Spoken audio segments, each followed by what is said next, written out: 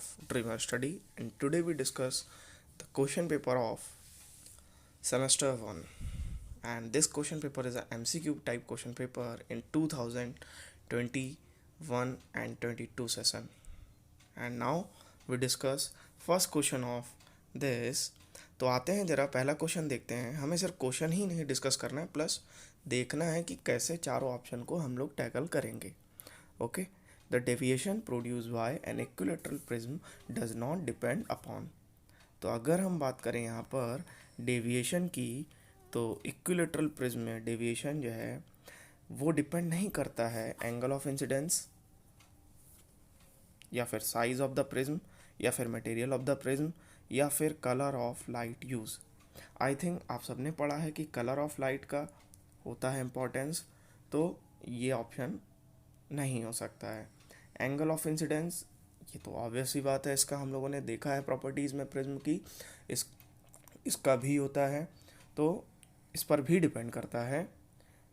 इसके बाद material of the prism की अगर हम बात करें तो इसका भी होता है.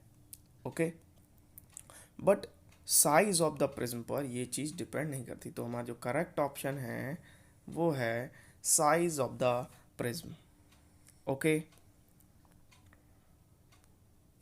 नाउ नेक्स्ट क्वेश्चन पर आते हैं. नेक्स्ट क्वेश्चन है the refractive index of diamond is 2.4. That refractive index of diamond is 2.4. That mu D is equals to 2.4. Clear.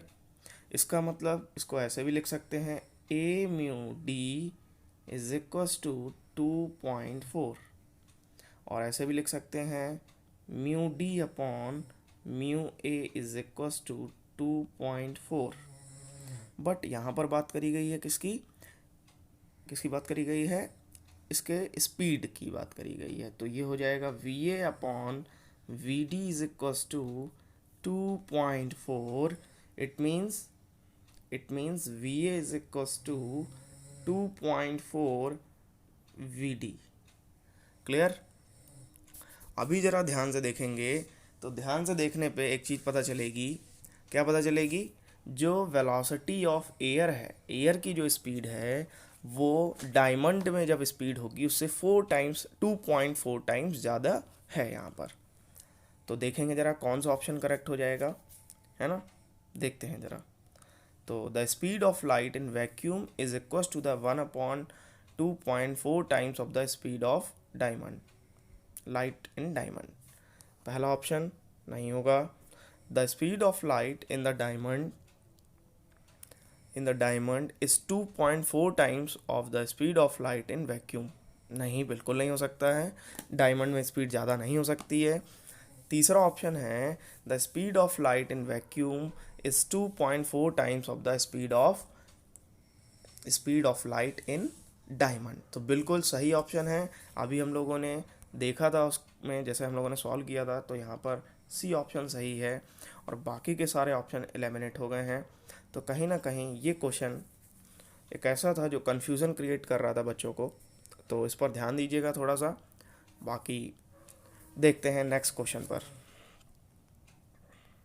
Question number 3. An object of height 10 centimetre is placed in front of concave lens of focal length 20 centimeter, distance 25 centimeter from the lens. It is possible to capture the image on the screen. तो सबसे पहली बात है कि अगर हमारा lens कौन सा है, कॉन्केव है ना. Select a correct option from the following. तो सबसे पहली बात है हमें ये भी सीखना पड़ेगा कि ऑप्शन को कैसे एलिमिनेट करें. तो कहीं ना कहीं अगर कॉन्केव की बात हो रही है तो रियल इमेज स्क्रीन पर इमेज नहीं बनेगी. मतलब नो, यस वाले तो ऑप्शन गलत ही हो गए हैं आपके. ठीक है, ये एलिमिनेट कर दिए. अब है no as the image form will be virtual. ठीक है, और एक है no as the image form will be inverted. तो बेटा एक चीज़ और भी पता होनी चाहिए, कॉनकेव जो लेंस होता है वहाँ पर इमेज हमेशा इरेक्ट बनती है, सीधी बनती है, इन्वर्टेड का सवाल ही नहीं है। ठीक है, तो ये भी हट गया। ऑप्शन सी करेक्ट है, हमें बहुत ज़्यादा दिमाग लगाने की ज़रूरत नहीं है। चलिए पूरा क्वेश्चन देख लेते हैं। ऑप्शन सी, हमने ऑप्शन सी करेक्ट कर दिया। अब एक बार क्वेश्चन को देख लेते हैं। An object of height 10 cm is placed in front of concave lens, focal length 20 cm, distance from the lens। ठीक है, तो खैर आपको समझ आ गया होगा कि क्या इसमें दिया गया है। डायमेंशंस दी गई हैं। यहाँ पर एक ऑब्जेक्ट, एक लेंस ये है, ऑब्जेक्ट का फोकल लेंथ जो है वो 20 सेंटीमीटर पर है ना, 20 सेंटीमीटर पर फोकल लेंथ है। ऑब्जेक्ट की जो डिस्टेंस है वो है 25 पर। तो आपको पता होना चाहिए कि इन्फिनिटी और ऑप्टिकल सेंटर के बीच में कहीं पर भी अगर हम ऑब्जेक्ट को रखते हैं तो लाइट रे ऐसे आती है और ऐसे चली जाती है, दूसरी लाइट रे ऐसे आकर के ऐसे ऑप्टिकल सेंटर से निकल जाती है। तो इन दोनों के बीच में जो इमेज बनेगी वो कहीं ना कहीं यहाँ पर बनेगी और वह कैसी होगी, इरेक्ट इमेज होगी। क्लियर हुआ आपको? वैसे तो जैसे मैंने, अगर थोड़ा सा भी आप ध्यान से पढ़ा होगा आपने, तो आपको यहाँ पर ध्यान होगा कि यहाँ पर no as the virtual image पहला बात तो फॉर्म होता है, इन्वर्टेड फॉर्म नहीं होता है। तो हमने ऑप्शन से ही कहीं ना कहीं इसका आंसर निकाल दिया। दूसरा है कि स्क्रीन पर इमेज फॉर्म नहीं होगी। ये बात आपको क्लियर हो गई है? अगर क्लियर हो गई है तो आगे बढ़ते हैं। चलिए आगे बढ़ते हैं। नेक्स्ट क्वेश्चन है, ray of light is incident on a glass slab ABCD। Ray of light है IM, है ना, कौन सी है भाई? IM है ray of light incident on a glass slab ABCD। In the figure the emergent ray of this incident ray. तो भाई देखो, इमर्जेंट रे पूछी है इन्होंने, तो इमर्जेंट रे कौन सी होगी, ज़रा ध्यान से देखेंगे। भाई देखिए, सबसे पहले हम लोग को देखना पड़ेगा ये फिगर, है ना। तो फिगर को देखते समय ये लाइट रे है, जब ये ऐसे आई है, इंसिडेंट हुई है। अब जो ये लाइट रे ये है, ये इमेजनरी जो ये लाइट रे है, ठीक है, जो यहाँ पर एक आई देख रही होगी कि लाइट रे यहाँ से आ रही है, इसी के पैरेलल ये देखिए, सबसे ज़्यादा पैरेलल जो है NQ देखेंगे, सबसे ज़्यादा पैरेलल वही बना रहा है किसके साथ, ठीक है, ये सबसे ज़्यादा पैरेलल NQ ही बना रहा है OS के साथ। ठीक है, किसके साथ भाई? OS के साथ सबसे ज़्यादा पैरेलल कौन बना रहा है? NQ is parallel to OS। तो बस हमारा NQ is a correct option. So any doubt in this question? I think आप लोग को क्लियर हो गया होगा कि NQ जो है हमारा करेक्ट ऑप्शन क्यों है। आगे बढ़ते हैं, आते हैं क्वेश्चन नंबर 5 पर। और क्वेश्चन नंबर 5 में है कि colour of white light which is deviated leaves by a prism. तो खैर इसका आंसर तो बहुत ज़्यादा आसान है कि हमारा जो है ये होता है रेड। अब कहेंगे कैसे, रेड कैसे है, इसका भी हम आंसर दिए देते हैं। प्रिज्म में 7 कलर्स होते हैं विवग्योर, ठीक है, 7 कलर होते हैं विवग्योर। तो जो रेड कलर होता है उसकी वेवलेंथ सबसे ज़्यादा होती है, और ठीक है, वेवलेंथ क्या होती है? सबसे ज़्यादा होती है। और इसके लिए जो रिफ्रैक्टिव इंडेक्स होता है वो कम होता है। क्या होता है? कम होता है। और स्पीड ऑफ लाइट जो होती है वो ज़्यादा होती है। तो जब रिफ्रैक्टिव इंडेक्स इसके लिए कम हो गया तो इसको कम ऑब्स्ट्रक्शन देखना पड़ेगा, ऑप्टिकल रेजिस्टिविटी इसके लिए कम होगी, और ऑप्टिकल रेजिस्टिविटी कम होने की वजह से रेड लाइट कम डेविएट होगा। It's clear? Then come on next question, question number 6। The wave length range of visual light की वेवलेंथ कितनी होती है? तो आप लोग इसको अगर बुक्स में पढ़ेंगे तो नॉर्मली आप लोग को 4000 एंगस्ट्रॉम टू 8000 एंगस्ट्रॉम मिलेगा, ठीक है। और यहाँ पर एक NM करके ऑप्शन भी आपको दिया गया है। आई थिंक NM मतलब नैनोमीटर होता है, और ये कहीं ना कहीं गलत ऑप्शन है। NM में होता है 400 NM to 800 NM is a right option. Okay, तो आई थिंक आप लोग समझ गए होंगे एग्ज़ाम में क्या मिस्टेक नहीं करनी है आपको। ओके, आते हैं क्वेश्चन नंबर 7 पर। Observe the diagram, so the path of incident ray optical plane L L dash of lens, the focal length of the lens is 20 centimetre. Focal length of the lens is 20 centimetre. ठीक है, तो यहाँ पर एक lens है, उसकी focal length दी गई है 20 सेंटीमीटर। तो चलिए 20 सेंटीमीटर इसकी फोकल लेंथ है। क्या है भाई? फोकल लेंथ है। तो सभी को पता होना चाहिए, अगर 20 फोकल लेंथ है तो इसका जो 2f होगा वो 40 होगा, और ऑब्जेक्ट रखा हुआ है 30 पर, मतलब यहाँ पर इसके मिड में रखा होगा। ऑब्वियस ही बात है।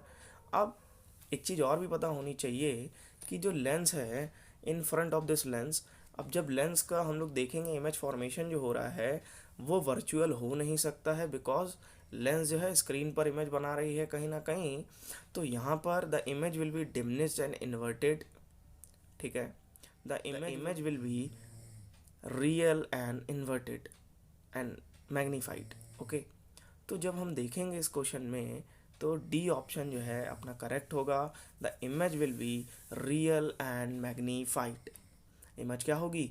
रियल होगी और मैग्नीफाइड होगी, है ना। अब कैसे देखें जरा, आप लोगों ने पढ़ा होगा इमेज फॉर्मेशन पढ़ते समय कि जब कभी इनके बीच में ऑब्जेक्ट होता है तो इमेज जो है कैसे बनती है? इस तरीके से जा करके, ठीक है, 2f के पीछे जा करके बनती है। और 2f के पीछे बनने वाली इमेज जो होती हैं वो क्या होती हैं? मैग्नीफाइड इमेज होती है। क्या होती है भाई? मैग्नीफाइड इमेज होती है। क्लियर हुआ या नहीं हुआ? क्लियर। जब हम फोकस पे कभी रख देते हैं कॉन्वेक्स लेंस में, तो यहाँ पर क्या होता है, जब हम कभी फोकस पर रख देते हैं तब क्या होता है, यहाँ पर इन्फिनिटी पर जाकर इमेज बनती है। तो हमारा डी ऑप्शन इसका सही है। अगला है, this type of lens can be use to correct which type of disease. तो भाई जो हमारा कॉन्वेक्स लेंस होता है वो हाइपरमेट्रोपिया को सही करने में मदद करता है। किसको मदद करता है? हाइपरमेट्रोपिया। अब कहेंगे कि सर ये हाइपरमेट्रोपिया क्या है, ज़रा ध्यान से देखेंगे। हाइपरमेट्रोपिया के केस बहुत ही सिंपल है। हाइपरमेट्रोपिया का मतलब होता है लॉन्ग साइटेडनेस। क्या होता है? Long sightedness. ठीक है, अब लॉन्ग साइटेडनेस का मीन्स है कि पर्सन जो होता है उसको पास का नहीं दिखता है और दूर का लगातार दिख रहा होता है। ठीक है, दूर का फार डिस्टेंस उसको विजिबल होता है, बट पास का जो होता है वो प्रॉपर वे से नहीं दिखता है। तो यहाँ पर हम लोग जैसे ही किसका इस्तेमाल करते हैं? कॉन्वेक्स लेंस का इस्तेमाल। Centimetre the image of from the lens will proper sign convection. तो इमेज जो है वो कहाँ पर बनेगी? चलिए आइए देखते हैं इमेज कहाँ पर बनेगी, ज़रा ध्यान से देखते हैं। चलिए, ऑब्जेक्ट रखा हुआ है यहाँ पर, और इसकी इमेज की बात करें तो हमने आपको एक बहुत ही अच्छी सी बात पहले ही बताई हुई है, और आप लोग जब पढ़े होंगे इसको ध्यान से तो आप लोग को पता होगा कि जब भी कभी 2f के पीछे ऑब्जेक्ट रखा होता है कॉन्वेक्स लेंस में, तो यहाँ पर क्या होता है, इमेज बनती है किसके किसके मिड में? बनती है f और 2f के मिड में, यहाँ पर कहीं इमेज बनती है। और जो भी हमारा ऑब्जेक्ट होता है, जो भी हमारी ऑब्जेक्ट की डिस्टेंस होती है लेंस से, उसका जस्ट हाफ डिस्टेंस पर जा कर के ये हमारा बनता है। क्लियर हुआ? तो हमारा जो यहाँ पर राइट ऑप्शन होगा वो होगा +30। क्या होगा यहाँ पर right option? +30 is a right option of this question.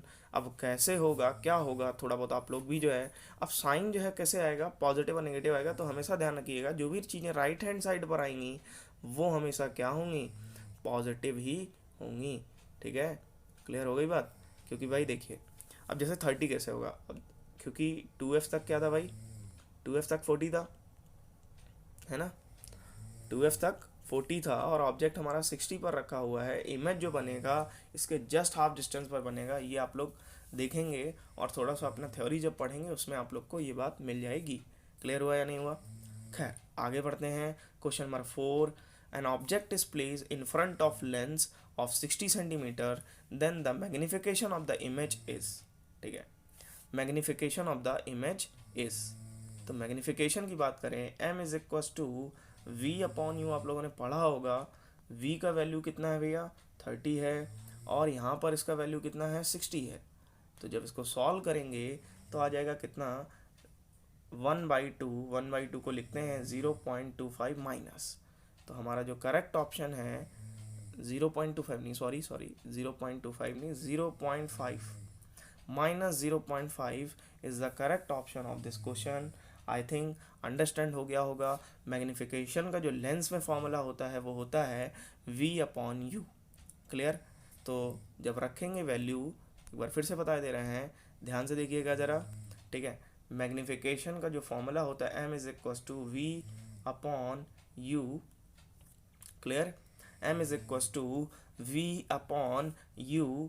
तो V का वैल्यू जो है वो है कितना 30, U का वैल्यू है -60, लेफ्ट हैंड साइड पर रखा हुआ है, और यहाँ पर U जो है वो क्या है -60 है। कट करेंगे तो आएगा 1/2, 1/2 मतलब 0.5। तो -0.5 इज़ द मैग्निफिकेशन ऑफ, ठीक है, दिस लेंस। तो आई थिंक ये क्वेश्चन आपको समझ आ गया होगा। चलिए आते हैं नेक्स्ट क्वेश्चन पर। And the next question is the relation between CGS and SI unit of the force। ठीक है, CGS and SI unit of the moment of force। I think moment of force जो होता है उसका होता है 1 Newton metre. ठीक है, 1 न्यूटन मीटर। तो जब हम न्यूटन की बात करेंगे, 1 न्यूटन 10⁵ डाइन है ना, और मीटर 10⁻², सेंटीमीटर। तो जब इसको करेंगे तो हो जाएगा 10⁷ डाइन सेंटीमीटर, 10⁷, ठीक, sorry this option is not correct, this option is incorrect. 10⁷ dyne centimetre, option C is the correct option. तो चलिए नेक्स्ट क्वेश्चन पर चलते हैं। क्वेश्चन नंबर 9 यहाँ पर दिया गया है, a coolie raise a load upward against the force of gravity, then the work done by the load. ठीक है, अब अगर हमने एक चीज़, ये आपने कंडीशन पढ़ी होगी कि जब भी कभी 3 तरह के केस होते थे आपके, ठीक है, वर्क में। तो जब भी कभी डिस्प्लेसमेंट, ये हो रहा है आपका डिस्प्लेसमेंट, और ये लग रहा है आपका फोर्स, ठीक है, फोर्स वेट वाला फोर्स, ठीक है, डाउनवर्ड एक फोर्स लग रहा है। तो इन दोनों के बीच का जो है 90 डिग्री एंगल हो रहा है, क्योंकि खुली जब इसको रखे है, कहाँ पर रखे है भाई, रेज अ लोड, लोड मतलब अपने सर पर उठाए होगा, सर से जो वेट लग रहा होगा डाउनवर्ड डायरेक्शन में, कुली जा रहा होगा फॉरवर्ड डायरेक्शन में, इन दोनों के बीच का जो एंगल है 90 डिग्री है। मतलब सिंपल लैंग्वेज में बोल सकते हैं, जब हम लगाएंगे W=Fs cos थीटा में 90 आ जाएगा, तो cos 90 ज़ीरो होता है।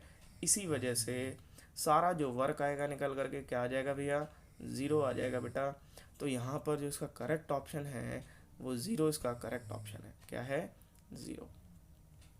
चलिए लास्ट क्वेश्चन इसका करते हैं, इसके बाद नेक्स्ट वीडियो में देखेंगे हम लोग बाकी के क्वेश्चंस। चलिए देखते हैं क्वेश्चन नंबर 10।